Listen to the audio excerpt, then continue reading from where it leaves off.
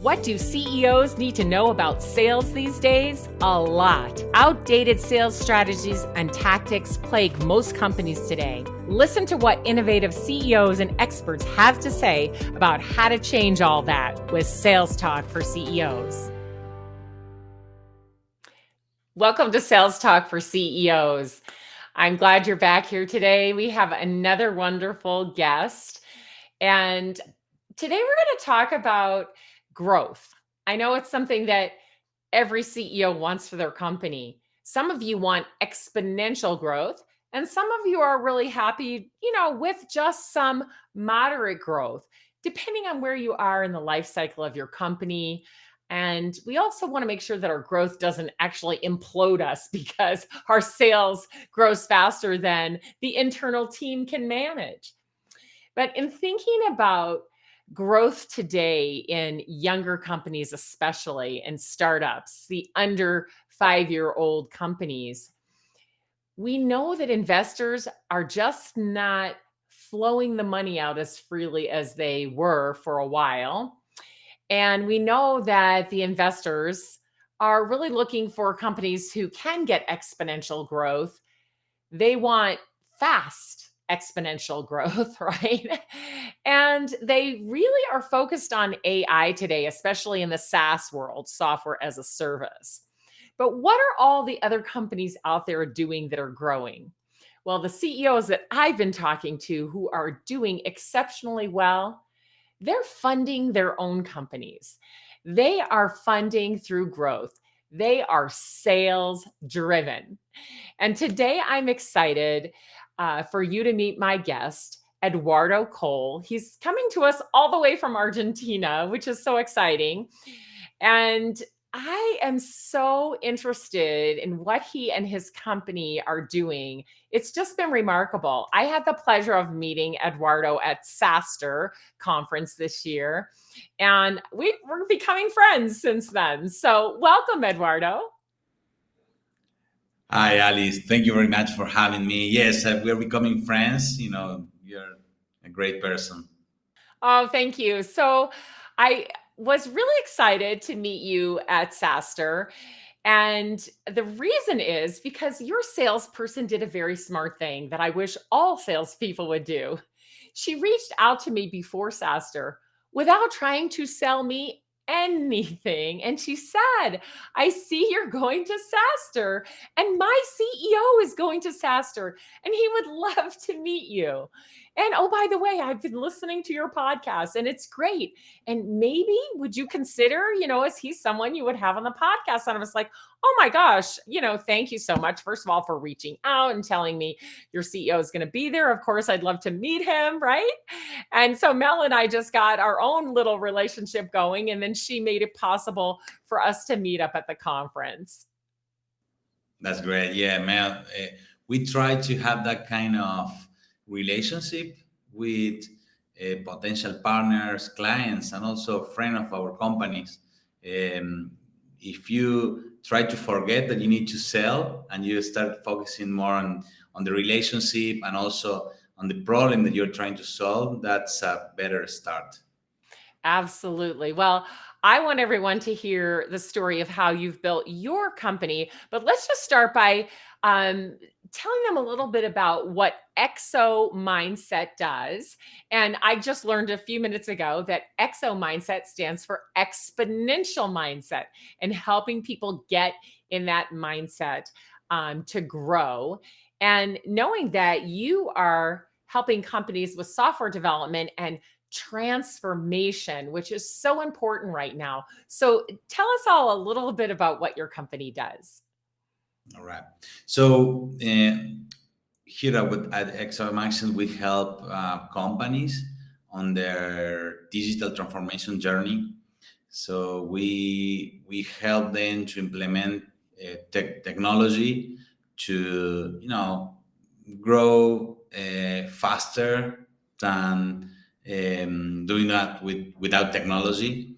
We follow the exponential organization model. There is a book called Exponential Organization, and also there is one university in Silicon Valley called Singularity that they teach that model. So we follow that, and we are helping our clients to embrace an exponential growth with technology. That's terrific. And I had not heard of that model. So I'm going to be looking that up to learn more about it. But I like the idea of it, right? Now, in the case of my son and daughter in law, who you're going to be helping with their new business, I love that you're focused on helping them figure out what are the most important things they need to start that transformation journey. Because I think you and I both know people make the mistake of trying to do too much at once. And it's impossible, and people get frustrated, and too many internal resources and demands are needed, and they just can't do it. But I loved being with you in the process of learning about how to help their company do that transformation. And I thought it was so interesting that when you said, well, the first thing we want to help you with is anything that's taking a lot of man hours to do, right? So you're doing it manually. It sounds like that's the first thing, right? If we take that away from you and make that part easier, now you're going to have time to think through with us the rest of your digital transformation. So, yeah, so just talk a little bit about how you understand how to help your clients, because I think your model is so different. I've talked to three other companies who can do the software development, but that's a different approach than your approach, which is this exponential mindset approach, which has you focusing on different things. Absolutely. Well, manual processes are the low-hanging fruit when you're starting a digital transformation. However, when you're running a business, and mainly a business that's not 100% technology focus, you will find 100 problems, a lot of problems. But if you try to embrace technology to solve all of those problems, you're going to start like a never ending process of development, software development. So what we advise to our clients is to try to focus on one, two, or three main problems, and then they can keep the rest of solving the rest of the problem with Excel files or manual processes or data entries, etc. But we try to help them with two or three things at the beginning, with the less or the minimum budget possible. Because if you start a digital transformation journey with a lot of money and trying to solve a lot of problems, you're going to have a lot of struggles in the process. And you will see results long term, medium term, or maybe never, because Yeah, right. you You're just complicating the process. I love the way your absolutely. company simplifies it down, and I love the way you helped my kids think what is going to have the most impact. Do that first.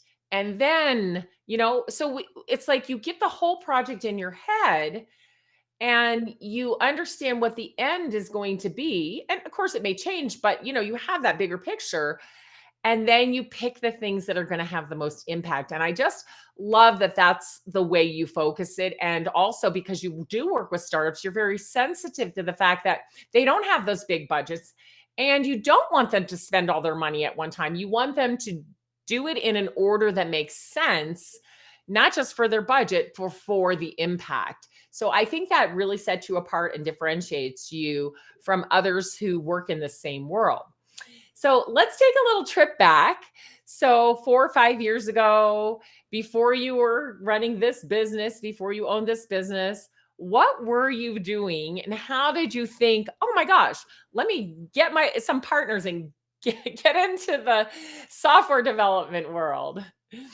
Absolutely. So yeah, I remember that it was a few years ago, and I was working on a big corporation, and used to work for a lot of corporations. That helped me a lot to understand how to run big companies. But I felt that at that moment that I could move faster working on my own company, and also I wanted to create something from zero to understand if I was at that level. So were you Um, actually doing software development for those big companies? At the beginning, yes, but then I started to grow in more management positions. But yes, I have a technical background. I used to be a programmer.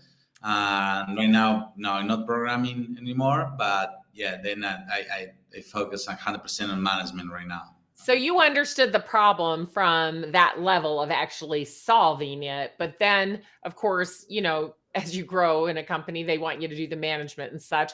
But you somehow got to that point where you're thinking, I could do this myself, right?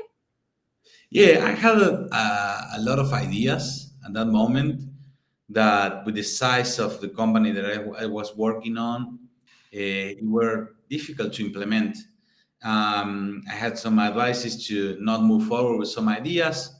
And then I decided, okay, I will try to, choose my own path and to go on my own path. And then when I started working on my own company, I just proved that some of my ideas were good, and then some other ideas were bad. So the the the lesson learned there is to remain humble, just enough to understand that not all of your ideas, you need to prove them, and you need to try to validate them.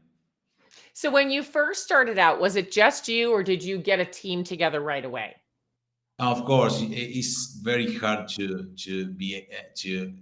start your own company by yourself. So yeah, I have some partners, CTO, and also a chief operating officer and a CFO. So I complement myself with different people. Yeah, it's very hard to I could imagine doing that without them. Yeah, yeah, absolutely. It's good to find people who are really strong in the areas where you're not, right? I mean, it's like a relief. And you Absolutely. complement each other, as you mentioned. So that's great. All right. So you guys got together, you talked about it. You quit your day jobs and started your company, or did you kind of do it on the side first? How did that go? Yeah, I mean, of course, I had some previous experience investing in different companies. I used to um, invest in companies, in startups. So I learned from entrepreneurs how to start companies. So and then with all that experience, I started my own company. But yes, we quit our job. We had some savings, and we decided to move forward. Everybody on my family was thinking you're crazy because your job is amazing. And yes, I was a little bit crazy, but my wife helped me a lot. I had two kids at the moment, really, little kids. Yeah, but so far, doing great. That is wonderful. Well, I mean, a lot of entrepreneurs that I know have just taken that entrepreneurial leap right into it. And I think it's a great way to go. So, of course, at the beginning, we have to sell something, right? First, you got to know Absolutely. what you're going to sell. And I think you had a pretty good idea about that. But when you started, were you thinking about solving the same problem that you're solving now? Or has that evolved or changed in any way?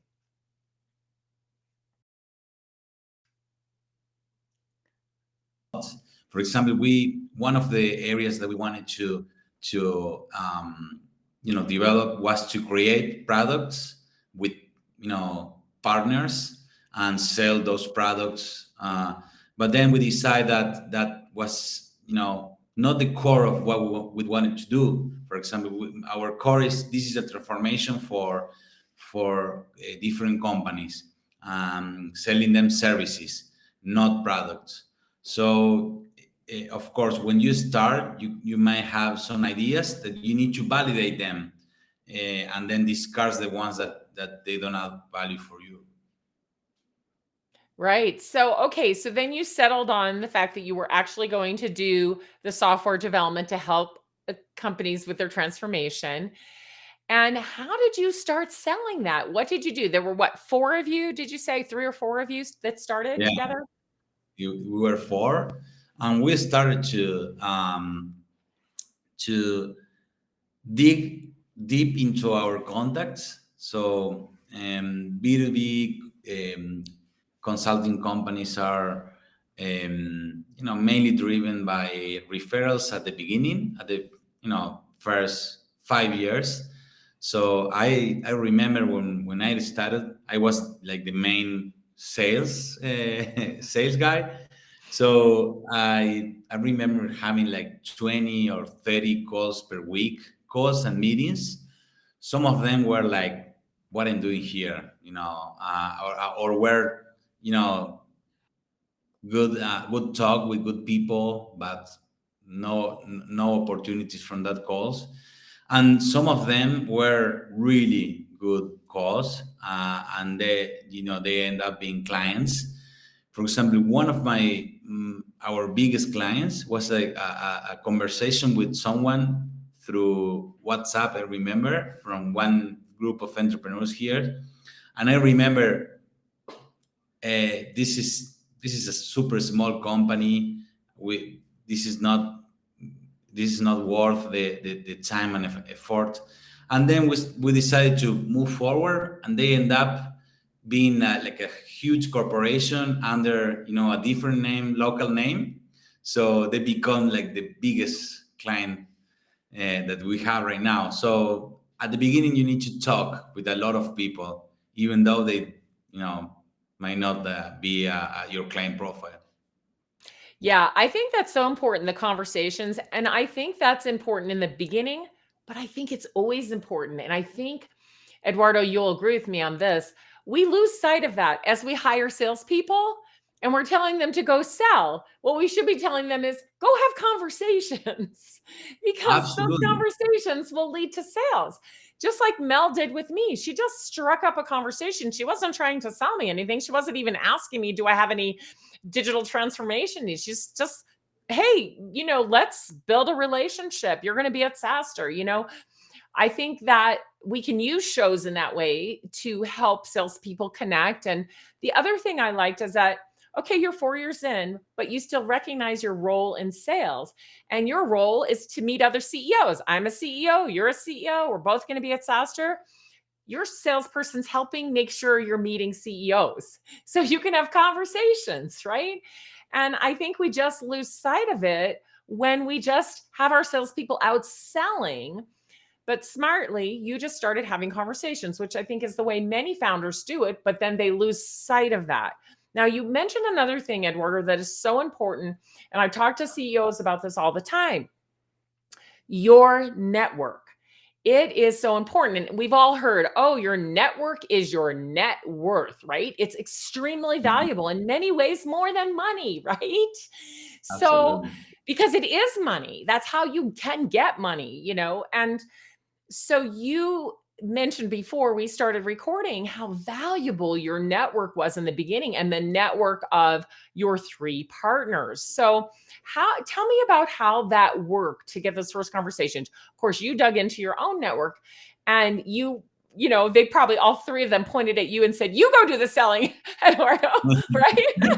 But they still helped with their network. So let's talk about how the partners or the other people in your organization can help open their networks to you, even though they're not the one who's necessarily going to have the conversation. How did that work for you? So we think that everybody on our organization can be potentially selling something.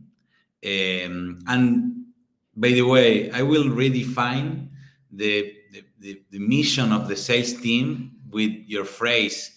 You need to start conversations and not selling. You need to have conversation, not sales. So that's great because it's a great start. So in our organization, we try to we think that it's easier to teach a technical person to sell rather than teach a salesperson to technical stuff. So let me give you one example. We have a team of recruiter, six members on our recruiting team. They are the ones that they find the developers, and they present the developers to our clients and to the different project managers, and they are 100% sales driven.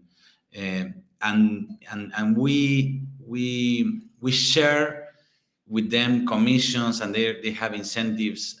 So they are they are sharing their networks because they feel that we share the growth of our organization. Make sense? Yeah. So you're, instead of saying, go out there and cold call and just, do it on your own, you're saying, we have a network of people. So we're going to hire you because you have these skills, and we're going to teach you the sales part, which is getting these conversations. But we're going to open our network to you. We're going to introduce you. We're going to help you get those conversations. Absolutely, yeah. That's part of our training plan, just to help them to communicate better with the clients, to find opportunities, to find ways to solve their problems. And it's not only as I told you, managers or sales or sales say people sales people. We have also you know technical leaders or developers selling, which is incredible. They identify problems on the clients, and they reach to me or to my partners with potential opportunities to help our clients, and that will lead us with more Yeah. sales. Yeah. All right. So let's talk about how you moved from doing most of the selling yourself, with your partners opening their network, of course, but you were really the one having the majority of the conversations in the beginning. Now you're 4 years in. So, how did you get from you doing all the selling yourself to starting to have other people do the selling? How did you, when did you decide it was time? How did you hire them, and how did you train them? Okay, so we have, as you know, Mel Doherty is one of our main sales people person for the US. We have also one team member is in Mexico, Javier Moore. He's also one of our business developer for Latin America and Europe. We decided that when we thought that we have the opportunity to help them and to follow up and to define a process. And also we decided to do that when we had the amount of leads that the founders were not able to process. Okay, pause right there. That is so important. Okay. Too many times I see founders hiring salespeople, but they don't have any leads. I don't know what they think these salespeople are going to do, like out of thin air, just somehow get some leads, right? No, people don't get leads out of thin air. And it's a lot of work to generate leads, as you know. So we have to have a great lead generation mechanism in place and have a lead flow if we want to hire salespeople and have them be successful. Of course, we can hire them and have them fail. And I've seen it so many times. But that is so smart, because you were like, wow, all right, there's more leads here now than the founders can follow up on. So it's time to hire salespeople. All right, now, how do you choose them and then get everything out of your brain of how your sales process works into their brain? All right, so we implement an agile process for sales. Agile methodologies are part of the main way of developing software. We implemented that for sales as well. So we have, for example, we have a daily stand-up meeting every day, 15 minutes, with the sales team to understand what they are doing, and if they have any problem. We have a CRM to follow up on the open, prospect and deals that potentially we may have. We have we have a Slack channel for helping our salespeople to solve if they have any question or any problem. We have a technical team for helping our sales team to deliver proposals. Our proposals are mainly products, software development processes, products. So the technical team help them to create those proposals. Yeah, in that way, I can summarize that we have a process and tool in place to help them to sell. Of course, there is always room for improvement. There is always we are always have the challenge to have more leads on the funnel, but right now we are okay. Yeah.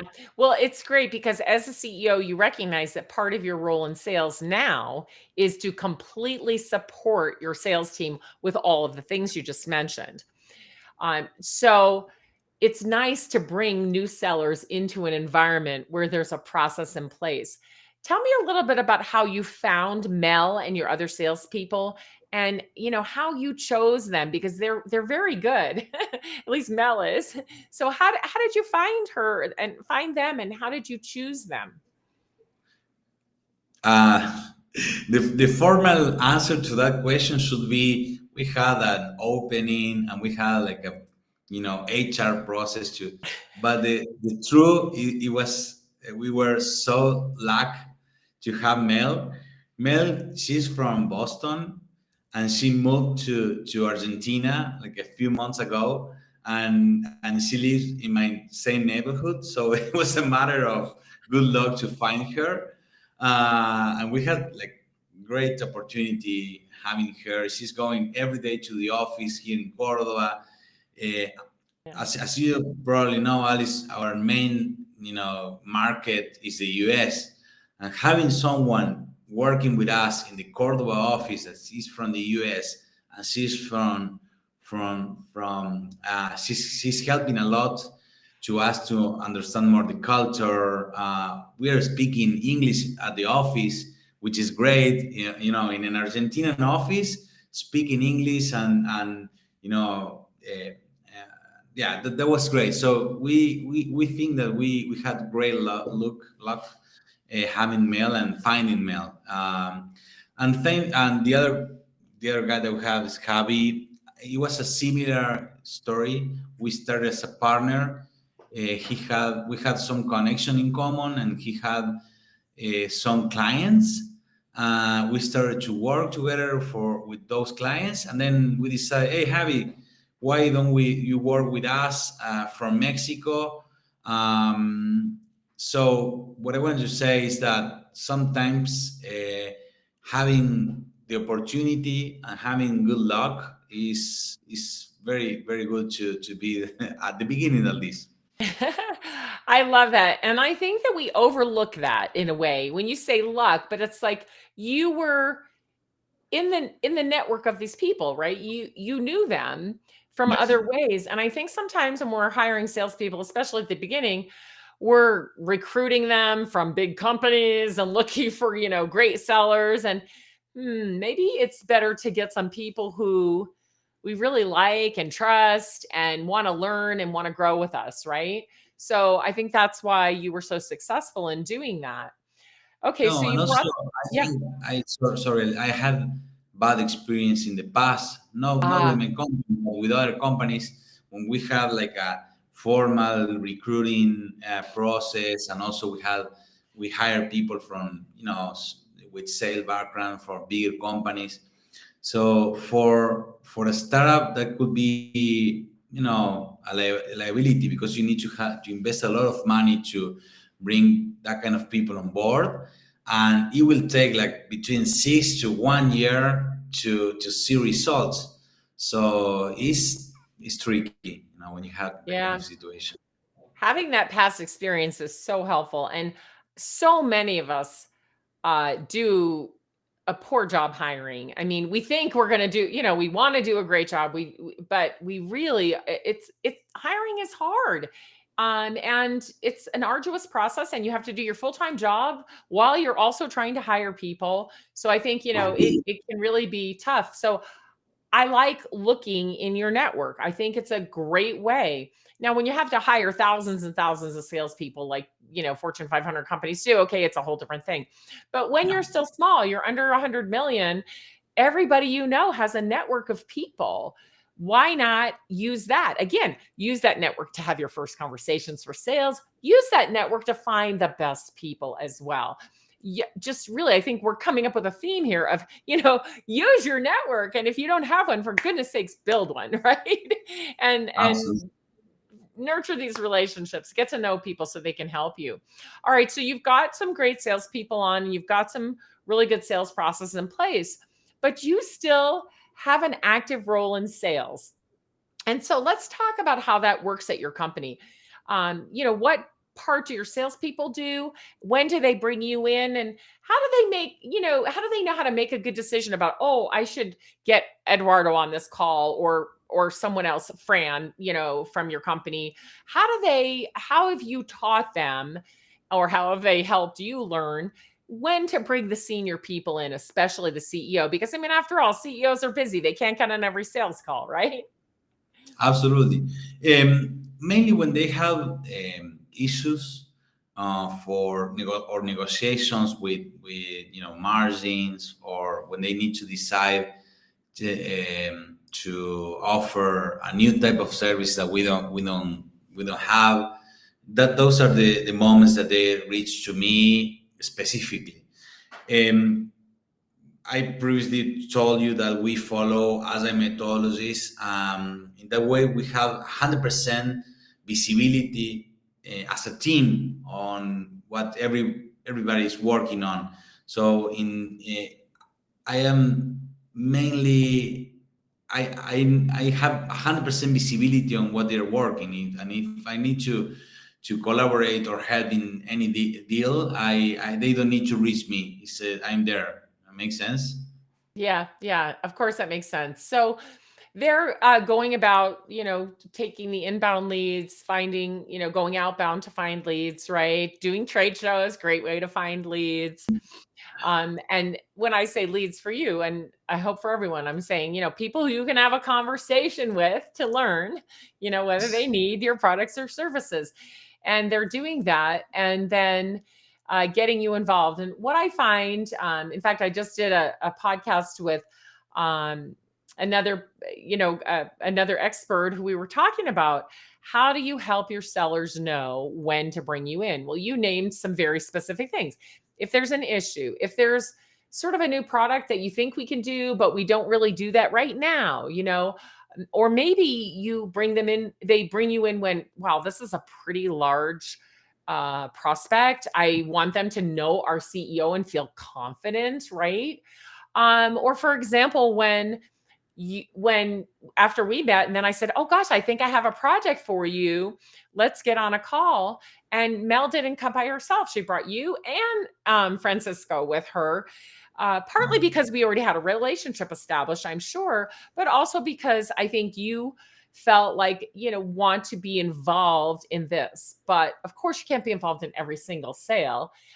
So, there has to be some way for the salespeople to detect the right time to bring you in.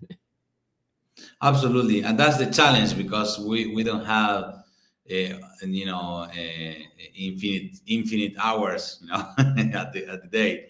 So yeah, and we try to be aware on when, and that's the biggest challenge. Yeah. Well, I think you're on the right path. Might recommend to you that you guys actually sit and talk about it and like make a list. Hey, here are some times when you should always bring us in, right? If these kinds of things happen. Or here are some times, yeah, we don't need to be involved. You can go ahead and make your own decision. Or, maybe towards the end, if it's a bigger company, if the CEO hasn't been involved at that point, introduce them so they can have a little boost of that CEO vision and confidence. So, maybe just sit down and chat about it a little bit and decide a little more formally, right, on when to bring the senior executives into the sales process. That's a great conversation to have. Thank you for the advice. Let me tell you one more thing. For existing accounts, we have a farming program where we have like a checklist for every account. One of the items on that checklist is to have a conversation with the C levels from our C levels. So I involve in that type of conversations.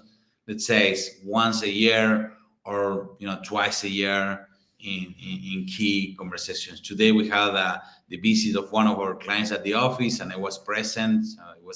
That was part of our farming program.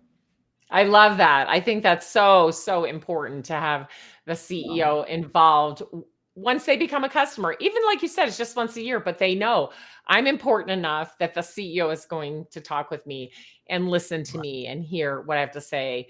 So I really do love that. All right, so you're 4 years in, you're doing great. You've had year over year growth in the last couple of years.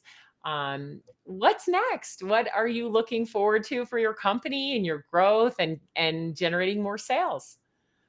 So the network is the start, and the referrals are key on the first couple years, but that's not enough to create a big company. And we know that. Um, in consulting companies like ours, service providers, is it's harder to find clients from digital marketing, right? It's easier to find a client when you have a product, and you create an AdWord campaign or a Facebook ad for trying your product. But the challenge here is, how do you find clients from that they don't have an existing relationship with you in some way. So right now we're growing a lot with referral from our existing clients and also from our network, as we spoke. But last year we started a program, a plan with our marketing team to create different landing pages, different LinkedIn campaigns with using automation. We are doing emailing for existing clients and potential leads. We are having AdWords, and we're trying things and validating things that they don't work for us. But let me tell you one example: AdWords for our industry in the US, with the budget that we have right now, it doesn't work for us, but it works for Spain, and it works for Mexico. So we're doing AdWords for Mexico and for Spain, but we are not doing that for the US. LinkedIn campaigns are not working and performing really well in the US, but they work really well in Latin America and also in Europe. So last year we find one of the most notorious clients using digital marketing strategies, and was an incredible achievement for us. Today is not the biggest clients because we already have some bigger clients, but this is the most notorious clients that we have. It's a famous brand, and right now, and it was acquired outside of our networks. That's incredible for us, for a service company. So in the future, I think that the challenge is to keep growing our digital marketing strategies, keep validating that, and also try to implement partnership programs, just to try to find clients outside the network. Make sense? Absolutely. Yeah. I'm curious how you did at SaaStr. Was that a good event for you? I know you had a lot of conversations there. Was that a place to find people who need your services? A little bit. It was mainly for learning, because we sometimes we travel mostly for learn rather than sales, so to sell. So we learned a lot in Saster. We After that week we went to Dreamforce, the Salesforce conference. It was huge. Um, of course, we generated relationships from that, and leads, some leads. But today, when we travel to different countries and different conferences, we try to focus more on learning and to creating conversational relationships rather than selling. Because if you Right. go to a conference with the only objective to sell, it is not good. It will generate a lot of anxiety. It will generate also fake conversations that they are not good. Yeah. No, I agree. And just as we said earlier, it's all about the conversations. So I would think that you would have some great conversations at SaaStr that at some point will turn into a referral or even possibly doing business together, just like we did. So I think, it Absolutely. can happen. Well, good. Well, yeah, I will shoot you some ideas on how to help you with you know, getting outside your network and finding more people to have conversations with. Because I think Yeah. that's everybody's trying to do that, right? It's an important thing because just flat out cold outreach doesn't work that well. I think the digital ads, like you said, work better in some places, and not in others. So we have to keep trying to see what's going to work, right? And it's always great to share ideas. Well, Eduardo, thank you so much for coming on the show today. I really appreciate you sharing your story with us. Thank you, Alice. Thank you for inviting me. And also, I wish you a great year. I think that this is going to be a great year for everybody. I agree. And let's just finish on telling people how they can find you. Do you want them to connect on LinkedIn, go to your website? Yeah, you can find me as Eduardo Coll on LinkedIn, or our website.